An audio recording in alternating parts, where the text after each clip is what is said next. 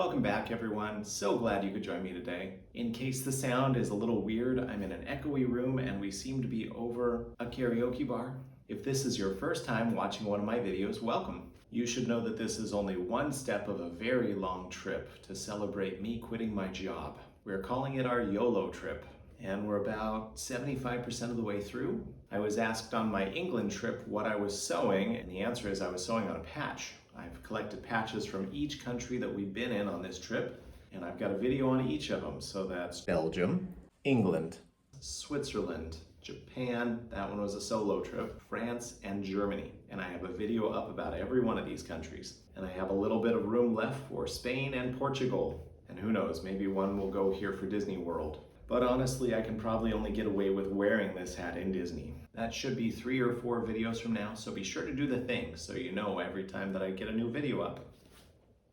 For this leg of our YOLO trip, we drove from Germany down to Paris, France. So big disclaimer, my French is pretty bad. I've really been trying to speak it here, but it's best if I don't subject you, the viewer, to my bad French and abysmal accent. So if I've ever heard about it in the United States, I'm going to say it in the American way with an American accent. So I won't say Paris, I'll say Paris. And I won't say Le Tour Eiffel, I will say the Eiffel Tower, and so on. So Paris is beautiful. Of course you know that because everyone who has ever been to Paris comes back and says it's so beautiful. I will be the first to admit that we did not make a good plan for Paris, and we drastically underestimated how much time we were going to need to explore the city. We planned about a week in the Paris area, and we started out sightseeing in Paris proper. Since we are Disney freaks, we did plan a couple of days at Disneyland Paris, and we found we needed a rest day in between.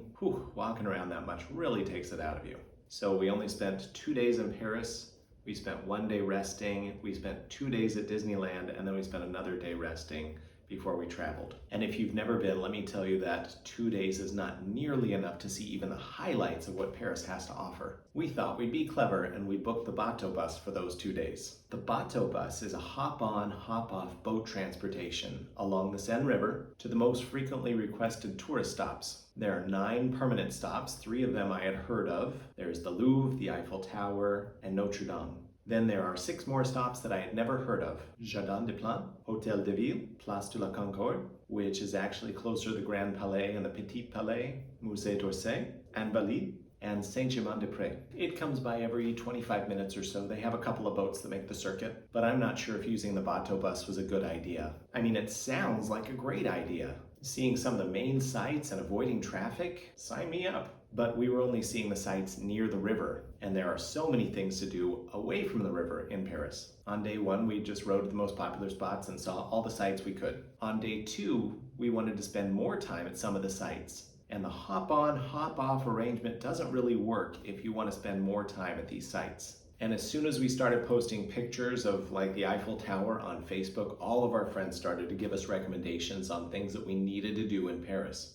The catacombs, the Luxembourg Gardens, be sure to eat here, don't miss that, go there for sure, definitely. We were inundated with recommendations of things that we should do that just didn't work with our river-centric touring plan. And even at the places that we did decide to visit, we felt like we couldn't spend a lot of time there because we wanted to see them all. So since Paris is so big, and we didn't want to have yet another thing on our list that we couldn't truly appreciate, we did nothing that was recommended to us. Instead, we have made a tenuous plan to come back on some nebulous future someday and see all the things that we should have done. Still with me? Good. Then let me introduce an absolute wild card that we were playing with on this trip. I promise that this will tie back into our tour through Paris. A long time ago, some friends in my writing group told me about a show that I just had to watch. Miraculous, Tales of Ladybug and Cat Noir. They said it to me just like I'm going to say it to you. I know it's made for kids, but you've got to try this show. It's 2 teenage superheroes, Ladybug and Cat Noir, and they fight against this supervillain named Hawkmoth, who can temporarily make other people into supervillains. But the real draw is that the 2 superhero teenagers, Marinette, who is Ladybug, and Adrian, who is Cat Noir, don't realize that they are classmates in real life because they don't know each other's secret identities. Our identities must remain secret. And Marinette is in love with Adrian, who is Cat Noir. I don't want him to just like me. I want him to like me. And he only has eyes for Ladybug, but Ladybug finds Cat Noir annoying and childish. And so they're constantly clashing when you know that they could just... Those two are made for each other. Anyway, they're both gold-hearted individuals who you can't help but root for, and you know how good they would be if they would just be honest with each other. It's a delicious sort of fluffy, immature melodrama. I've watched all 5 seasons and 4 movies. 3 more seasons and 1 more movie are already in the works. Anyway, Marinette and Adrienne fight evil all over the city of Paris. My middle child and I both got deep into Miraculous, to the point where both of us were trying to direct the group to recognizable places from Ladybug and Cat Noir so we could fangirl about who they had fought in such and such place. So let's go through what we did and talk about it. I already got several negatives out of the way. There were plenty of positives. We went through the Jardin des Plantes, and this was a great example of how our days went. We said, hey, what a nice park. Did you know there's a zoo here? But a zoo would take a couple of hours, and we'll probably only get to stay in Paris for 8 or 9 hours today. And we gotta be sure to see the Eiffel Tower. Maybe we don't go to the zoo. Okay, let's get to the river so we can hop on the bateau bus and see the next thing. You see the problem with this type of sightseeing, don't you? We felt constrained by this checklist style of sightseeing we'd set up for ourselves. We had planned on several important things, and realistically we couldn't get to them all. So we rushed through them and unfortunately only got a superficial view of any of them. I shouldn't be that harsh on us, but I felt over and over again that we hadn't allowed ourselves enough time to dig in and really enjoy any of the places that we were passing by. Next time we visit Paris, and there will be a next time, we will make sure that we have the time to explore whatever we want to explore. We went to Hotel de Ville, Paris's city hall, and since tourists aren't allowed in anyway, we felt that we really did experience that as best we could. It's beautiful. It made me wonder all over again why American buildings have to be so unornamented and utilitarian. Also, it was featured in Ladybug more than once because Marinette's rival Chloe is the mayor's daughter and he spends all his time there. Next up was the stop for Place de la Concorde, which is actually closer to the Grand Palais and the Petit Palais than it is to Place de la Concorde. We didn't know anything about Place de la Concorde, and it was kind of a walk, and the Grand Palais and Petit Palais are right there, and the Petit Palais has a free art exhibit inside, so we opted to do that instead. It was super interesting, and of course the price was right. It was a wonderful way to spend 45 minutes. Later, I learned that Place de la Concorde was temporarily Place de la Révolution during the French Revolution, and it was the site of beheadings of Louis XVI and Robespierre and Marie Antoinette, among countless others who I don't know. Although that's morbid macabre, I really wish I had seen it for that reason alone. And between this and the Louvre, we would have passed through Jardin de la Tuileries, another site for Miraculous Ladybug, and I'm sorry I missed that. We rode the river to the Eiffel Tower, and of course, if you go to Paris, you have to go to the Eiffel Tower. At the very least, you have to be sure to take a picture with the Eiffel Tower somewhere in the background. The Eiffel Tower was destroyed something like 5 times in Miraculous Ladybug, but don't worry, they always fixed it. And to be clear, we already had plans to visit the Eiffel Tower without the influence of the show. It was honestly so much bigger than I was expecting. You can buy tickets to the top via elevator, or you can buy a ticket which will allow you to go up to as much as the 2nd floor, which is 674 steps. We opted to go the 674 steps because there were signs everywhere saying that tickets all the way to the top of the tower were sold out. We waited in line for 30 minutes to buy those tickets. Be sure to go on the internet and buy the tickets ahead of time so you don't have to stand in that line when you do buy your tickets. My wife and my daughter opted not to make the daunting climb, so my 2 oldest and I went for it. It was a little weird. When we got up to the counter, after seeing all these signs saying the top is sold out, the top is sold out, the girl at the counter asked if we wanted to ride the lift all the way to the top. I don't know if the digital signs were wrong or maybe there was a cancellation and it was a lottery to see who got to go to the top and we were the ones chosen, but we had already budgeted just for the cheaper tickets to go up the steps, and my wife and daughter were missing out and that would have felt unfair, so we opted to stay with our stair ticket. Now I kind of wish I had sprung for the top. Next time I'll take my own advice, we'll make a reservation, we'll go all the way up to the top, we'll experience the whole thing. The views of Paris were amazing. You can see all of Paris. Although they do say that the views from the Eiffel Tower are the worst in Paris because then you can't see the Eiffel Tower. The joke is that the best views in Paris are from the Montparnasse Tower because then you can't see the Montparnasse Tower. The 1st floor is hollow down there, and then it's also got some little glass cutouts where you can see down below you. So we texted my wife and daughter and we told them to look up, and we took a picture of them, and then they took a picture of us. The second floor is completely solid and has a bunch of gift shops. The climb was not as bad as I was expecting. Yes, it goes on and on. I was definitely sweating and breathing very hard by the time we got up there. There are numbers on the steps. I don't know if that made it better or worse, but I couldn't wait to see number 674. But the view at the end was worth it. The breeze up there didn't hurt either. We took some selfies, looked out the view, stopped at the gift shop, and then we had to almost run down the steps so we wouldn't miss the last boat back to our car. A big problem that I found was that so much of Paris was under construction. Champ de Mars by the Eiffel Tower was mostly blocked off. Invalides was less pretty than I assume it usually is, because it had construction screens everywhere. We had chosen to visit Paris a month or two after the Olympics, and I have to assume that that was part of it. If somebody who was in Paris just before or during the Olympics would like to sound off in the comments and let me know, was this a problem during your visit, or did they do the Olympics, say, good, we showed off our city, now let's do all the construction at once? I would love to know.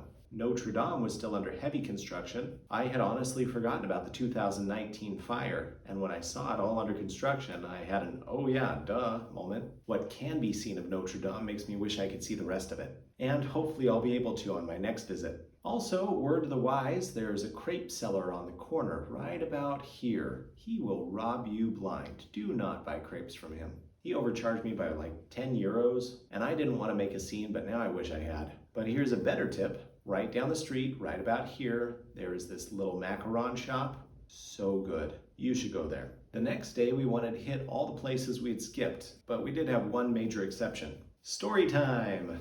There's now security around the Eiffel Tower. There are glass walls so you can see it, but you can't get in. And to get into that plaza underneath the tower, you have to go through security with scanners and x-ray machines, the whole 9 yards, just like you're going through the airport. To get through those, I always take everything out of my pockets and stick it into my backpack. Keys, wallet, phone, coins, watch, everything. When we got through security, I put my phone back, my wallet back, put my watch back on, but I left all the loose stuff in my backpack. And when my wife said she didn't want to go up, she helpfully offered to hold on to my backpack so I wouldn't have to carry that extra weight as I was running up the tower. That actually did help a lot. But when we got all the way up the tower, we found one of those penny smashing machines. You put the penny in, you turn the crank, and it squashes your penny into an elongated cent, as we call it in the fandom. I am a collector. A lot of people have the skinny little penny book. I've got the big one. Here it's not a penny, it's one of their copper 5-cent pieces from the euro. So I reached into my pocket to pull out my coins, and that's when I remembered security and loading all that stuff into my backpack, and that my backpack was currently being babysat by my wife 674 steps below. Looks like I was not going to get my smashed coin to commemorate my climb up the Eiffel Tower, a once-in-a-lifetime experience. But what do you do? C'est la vie. That's life. Turns out I was not the only one bummed, because my 2 youngest kids also collect them. So my 18-year-old asked, what if we come back tomorrow and I go up the tower all by myself and get everybody coins that wants them? We had enjoyed our time at the Eiffel Tower. Youth tickets were pretty cheap. No one hated the idea, so we bought a single ticket to climb the tower online, and the next day, half my family headed straight for the Eiffel Tower, while I and my oldest went to get a different souvenir somewhere else. Then we ran and joined the rest of my family at the Eiffel Tower, and we all got our coins. And I just want to stop and mention how big of a landmark event this was for my family. And I'm not sure that they noticed. Before this moment, all through England and Belgium and Germany and Switzerland and France, I had to be there for everything. We would not split up. We moved around in a tight blob. All transactions and interactions were pushed onto me. Honey, could you ask him if he has? Hey Dad, would you find out what I could do about? And suddenly my wife and kids suggest to me, let's split up and cover twice the ground. And my normally shy and timid 18-year-old offering to climb the Eiffel Tower alone? Wow, these were huge steps for my family. If I take one more step, it'll be the farthest away from home I've ever been. You've taken your first step into a larger world. It's one small step for man, one giant leap for mankind. Seriously, a proud dad moment for me. We ate lunch in one of the very few clear spaces left on Champ de Mars, dodging street vendors every few feet. Then we looked at the map and thought, we could walk 15 minutes back to the river, wait 15 minutes for the boat, go on the boat 10 minutes, then walk 15 minutes up to Invalides. Or we could walk 15 minutes and come at it from the backside. Let's skip the bateau bus for this one. Seems like a great idea, right? Would have been except for all the construction around Invalides. You can't enter it from the back side. So we still had to go all the way around to the front, and it's all construction up in front of it anyway. And the best view is from the river, so we should have just come from the river. Then we had to stop at the Louvre, even though we knew we didn't have time to go in. A lot of battles in Miraculous Ladybug occur within the Louvre, but there are a few scenes that happen in front of the Louvre, near or at that controversial glass pyramid. And I will confess that me and the other fan of that show in my family colluded to bring everybody to the Louvre just so we could snap a few pictures of that area, even though we knew nobody else would care to go. But someday we'll go in, someday. Also, let's stop and do a public service announcement. When we walked into the Louvre courtyard, there was a woman who was screaming her child's name. And as we walked out a few minutes later, there was another woman screaming her daughter's name. It really broke my heart to see what those families were going through in that moment. And I hope that those situations were resolved quickly. But take time to figure out what you're going to do in that situation.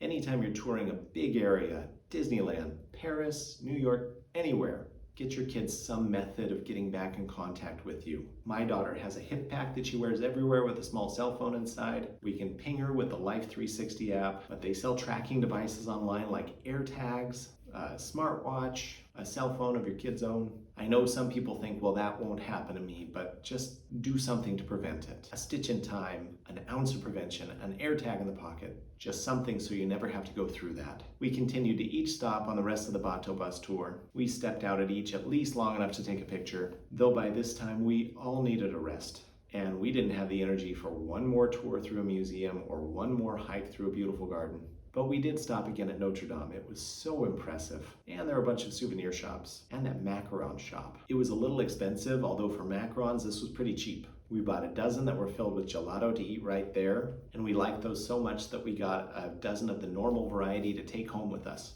All right, Disneyland Paris. Coming to you live with my big new Disneyland Paris sweatshirt. Ta-da! Don't ask how much it cost. Disney merch is ridiculous. So it was a bit rainy on our first day in Disneyland Paris. That put a damper on the day, pun intended. But we pulled out our umbrellas and kept going because we wouldn't have a chance to reschedule. We were very sad that a couple of things that are unique to Disneyland Paris were not open while we were there. For example, there's a dragon underneath their castle. I really wanted to see it, but it was closed down for construction. Also, the Indiana Jones roller coaster. My wife really wanted to experience it, but that one was also down. But you win some, you lose some, and we weren't about to cry about it when there's still so much you can do.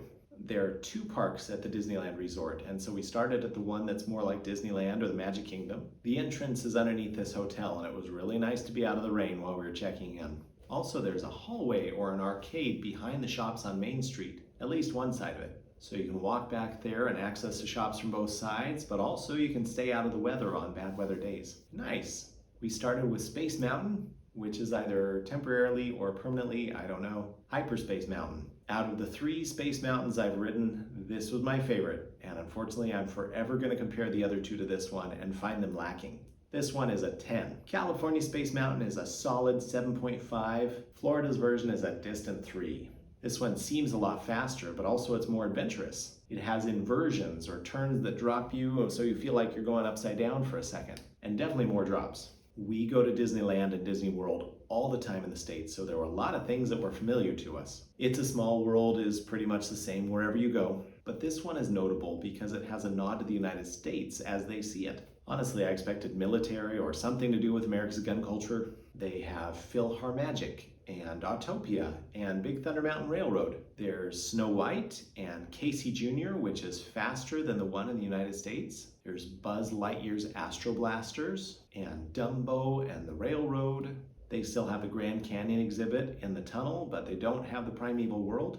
There are the Main Street streetcars and the Treehouse, and Phantom Manor is their version of the Haunted Mansion. It's a lot scarier than the United States. I mean, in Paris, people visit the catacombs for fun, so they had to do something. There's a carousel and boats by the Fairy Village. That one's not a guided tour like it is in California. There's Pinocchio and the Teacups and the Orbitron and Star Tours and Peter Pan and Pirates of the Caribbean, except in French. Oh, actually, that's an interesting point. Disneyland Paris caters mostly to British and French patrons. How do they communicate the ride experience to both? Easy. They assume that everybody that goes to their park can either speak one or the other or both. You see it especially in the other Paris park, what I call Han Soloing, where two people speak to each other in different languages, but they don't bother to switch over to each other's languages. Remember in Star Wars how Chewbacca would growl something at Han Solo, and Han wouldn't translate it for anybody? He would just respond with just enough context that you would know what Chewbacca was growling to begin with.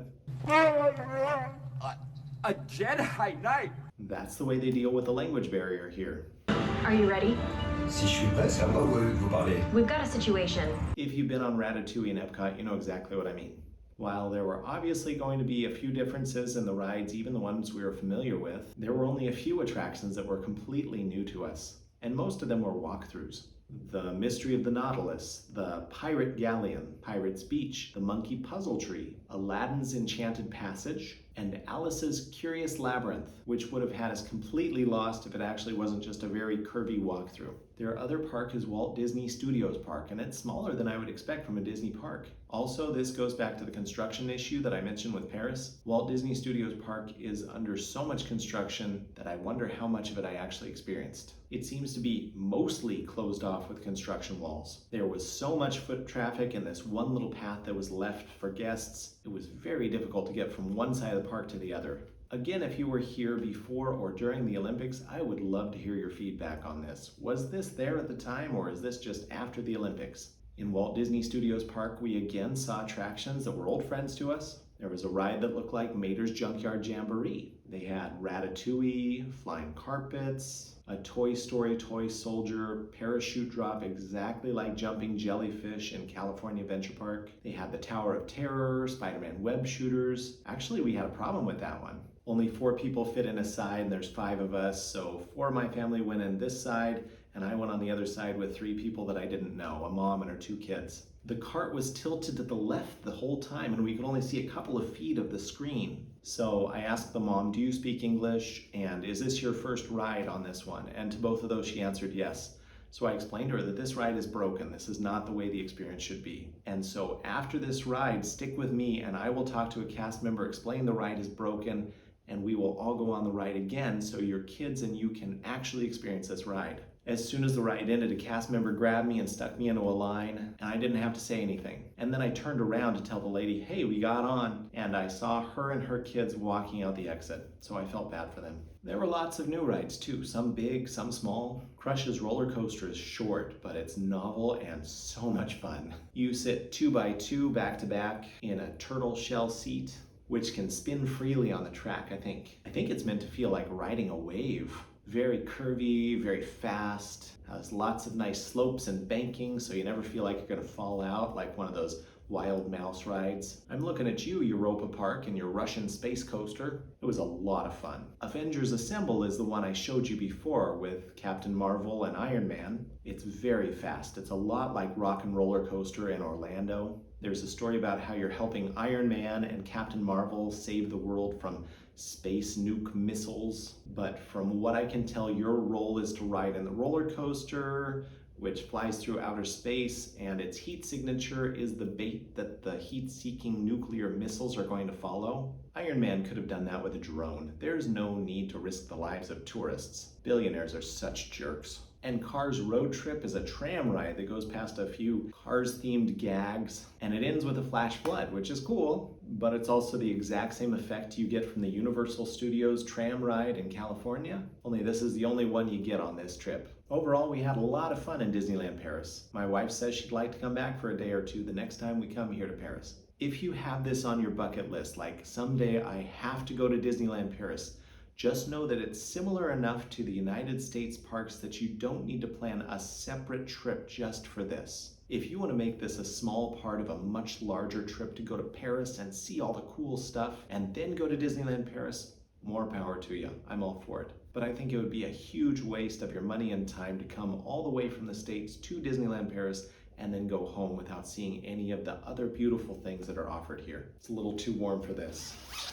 Also, I'm done talking about Disneyland Paris. On our way from Paris to Normandy, we stopped at Claude Monet's garden and house. He is the French painter, the father of Impressionism. He He had a beautiful garden and would walk down to his water lily pond for inspiration. He often painted the exact same scene but in different seasons, and so he painted vignettes from his garden regularly. And if you know anything about him, you will recognize some of these scenes as clear inspiration for some of his works, like the water lilies and his paintings of beautiful flowers. His garden was gorgeous, and it obviously fueled his need to create. And he created so much. His house is full of pictures that he painted and probably never even showed off. Wall to wall, floor to ceiling, and what he didn't fill with his own work, he filled with appreciation for other artists. He has a couple of rooms just filled with Japanese line art. Also, my wife thought his kitchen was darling, and so we took some photos in case someday we're able to copy his look. The house we rented in Normandy is in a tiny town called Roselle, which is close to kind of a smaller city named Caen, not to be confused with Cannes, which is famous for the International Film Festival. At first I had trouble pronouncing it. Was it Caen? So I asked this helpful shopkeeper, and he told me it was Caen, exactly the same as Caen! Sorry, I had to. The house in Roselle is obviously a centuries-old stone house that has been updated, but there are issues. The first is that not everything in this hundreds of years old home can be properly modernized. The walls and stairs and the stairwell up in the attic cannot be covered. And the stairs are so old up there that they have footsteps worn into them. There are odd little steps up and down throughout. If you are not paying attention, you will lose your footing as you forget to step down in the kitchen or up into the bathroom or up to the entrance. Another is that it's kind of cold and we can't figure out how to work one of the radiators in the main room. I think it's just broken. But this place would never pass code in the United States. It must be grandfathered in here. Sorry if I seem bitter. I slipped on those stairs and bruised my hip. We got a big purple circle the size of an apple on my cheek. So I hold a personal grudge against this house. Actually, this house that you're currently seeing is not that house. That was a little bit ago. We explored the nearby town of Bayeux and had a great time. We started at a little creperie and had savory galettes for lunch. Mine had apples and pears and Emmental cheese. My wife and son both ordered the same thing. Theirs had pears and camembert cheese, and their review is regret. For dessert, we had crepes of all sorts. I had crepe Suzette because how could I not? I'm a teetotaler, won't touch alcohol, so I assured my kids that all the alcohol would have burned off. I had to admit a couple of bites later that there was still some alcohol there at least because it was burning my throat. I'm not used to it at all, but I can promise that I will truly never want to drink a serving of Grand Marnier. We went to Notre Dame de Bayeux, which is the tallest and arguably the most impressive building in Bayeux.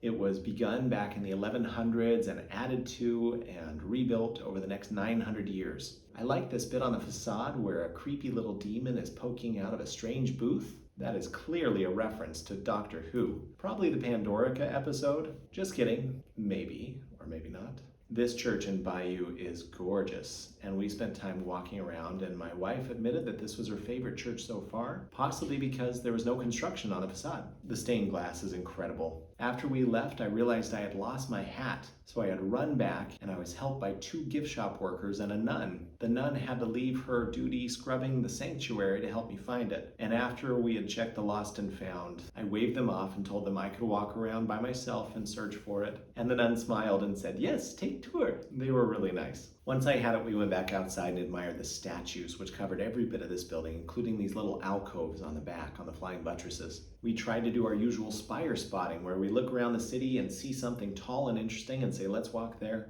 Unfortunately, Bayeux is so small that the only spire we spotted was Notre Dame de Bayeux, which we had already been to. So we found this water wheel in a small canal that passes through the entirety of the town. A sign explained what we already know about water wheels, that they often were used to power mills. I was hoping for something specific about this one. How old is this one? What was this business here? Unfortunately, there was no history here. Side note, I learned from a blacksmithing YouTuber that I like, Alex Steele, that water wheels could power a blacksmith's power hammer. So it's not just mills. The following day we went to Honfleur, a cute little coastal town, very touristy. There's free parking near this nature exhibit called Naturospace. It houses a combination butterfly exhibit and aviary. It's very warm and humid inside. We had to remove our jackets. It's also small. You could probably fit 3 or 4 of these inside a standard gymnasium. but you can feed the koi fish and watch the butterflies. There are these fat little birds that run around on the ground looking for seeds underneath the feeders for the ones that fly better, even though they have their own bowl of seed off to the side. You kind of have to search for the birds. They don't just come out and look at you, but they're easy enough to spot. There's a giant bird who sits on a perch near the entrance and shows off, and I'm pretty sure he was flirting with my wife. Not that I can blame him for that. Here's his version of, "Hey baby, how you doing?" Maybe a bird mating dance would work for me. What do you think, honey?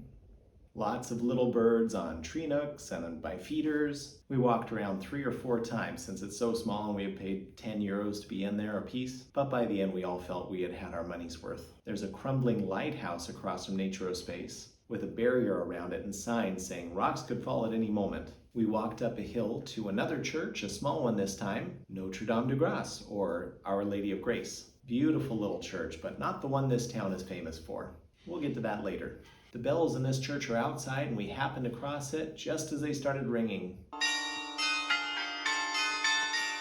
Ow, my ears hurt after that. The famous church in town is called St. Catherine, and it's famous because it's made out of wood. At first we thought it might be this, but that's just a clock tower. This is the church, and it's very impressive and very beautiful. It has a double design, like maybe 2 chapels built side by side and only divided by columns. Interesting.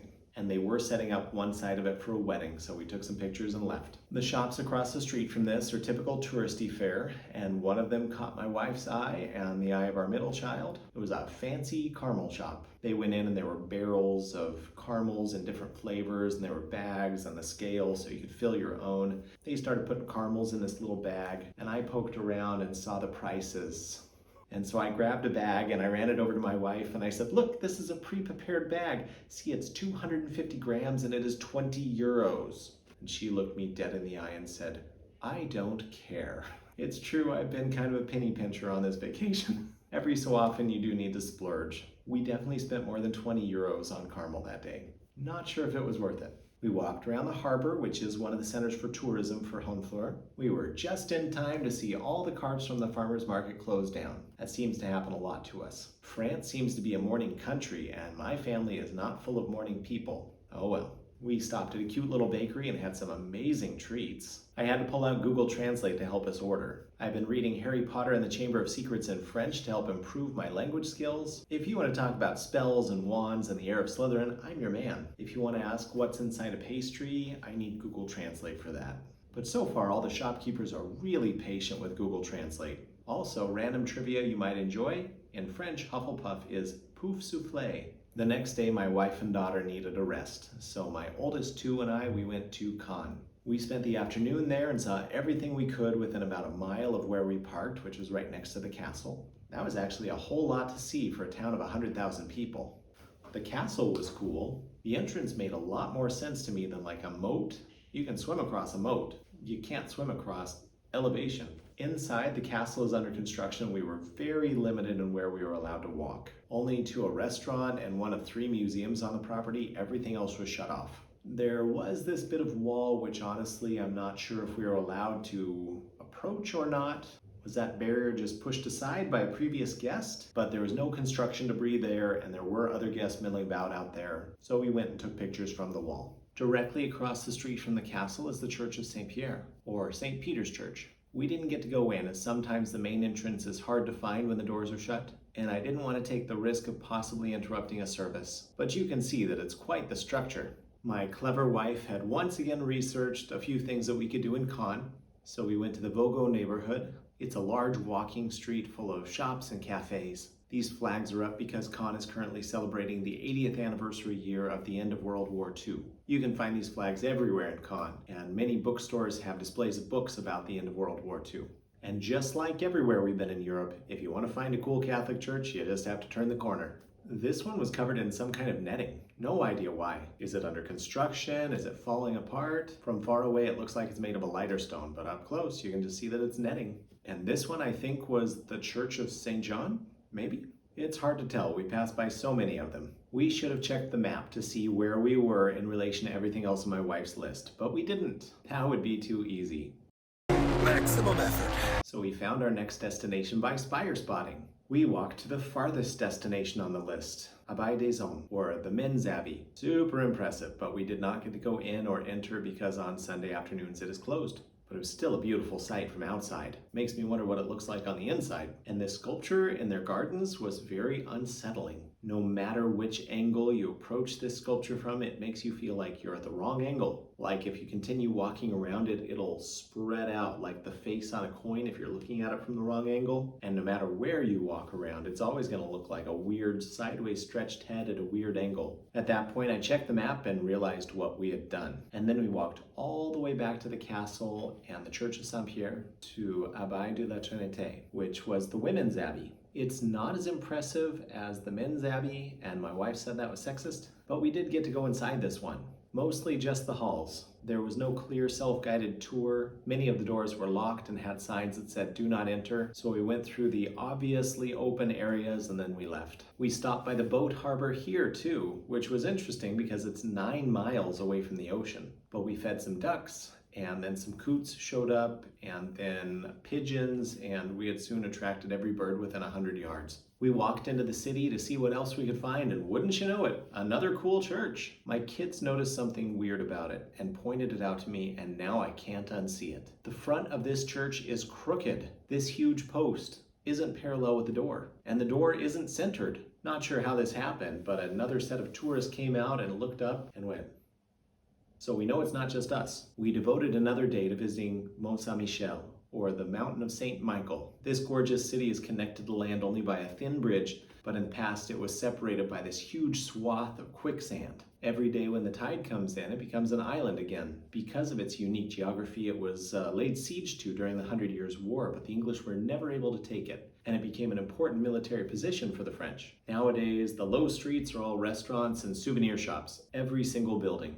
There's a monastery on the island, right at the point, and we took the tour. I had read a book about this island. A modern girl was sent back in time to help them, and she saved the people of Mont Saint Michel by playing heavy metal, I think, on her iPod over a speaker and putting on an electric-powered shadow puppet show on the walls of the castle, and that scared off the English. It's a better book than my review is making it sound, trust me. But because I read that series of books, I already had a connection to this island. So I was pointing things out to my family that I'd read about in the book. Like, for example, these jobber marks that help the craftsmen be paid correctly. The tour was very interesting, but there was an augmented reality component to the tour. You carried around an iPad, and every once in a while it would say, point your iPad at this or that, and then it would show kind of a historical scene, which was cool. But the downside was I felt like I was staring at the screen a lot more than the historic building around me. We walked back down through the little town and then over to La Tour de Gabriel